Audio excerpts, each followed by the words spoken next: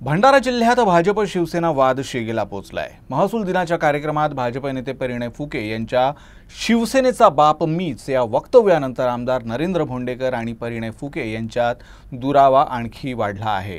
फुके यांनी जाहीर माफी मागावी अशी मागणी भोंडेकर यांनी केली आहे। पण दोन्ही जिल्ह्यामध्ये मुसंडी मारू आणि सहकार क्षेत्रामध्ये आपल्या पक्षाचं वर्चस्व निश्चितच स्थापित करू।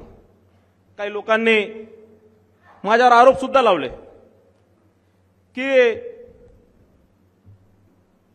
असं झाला तसं झाला, पण मी काही कोणाच्या आरोपांना काही किंवा कोणी माझ्यावर खापर फोडली, पण त्याविषयी मला हे निश्चितच माहित झालं की कारण कसं असतं की तुमच्या घरी जर काही चांगलं झालं तर कोणी केलं, पोरगा जसं 10वी मध्ये पास झाला किंवा चांगले मार्क भेटले तर पोराने केलं किंवा आईने केलं, काही चांगलं झालं तर कोणी केलं तर आईने केलं, आणि काही खराब झालं तर बापाने केलं।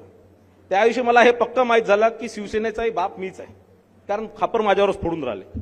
आणि म्हणून कुठेतरी या सगळ्या आरोपांना कुठेतरी लक्ष न देता आपण आपल्या कामाला ताकदीने सुरू ठेवलं पाहिजे। हो, मी बघतोय का व्हिडिओ आले त्यांचे का त्यांनी जे भाषणबाजी केलेली आहे ते बावनकुळे साहेब कार्यक्रममध्ये आले होते त्यावेळेसचा बहुतेक तो व्हिडिओ असावा।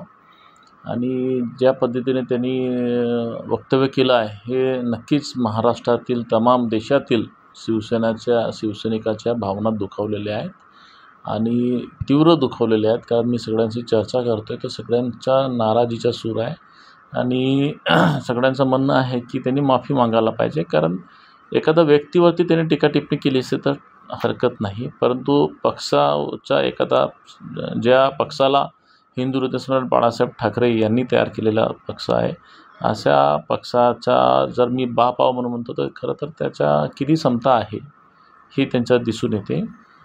अनमॅच्युअर्ड पद्धतीनं हा त्यांचा वक्तव्य आहे।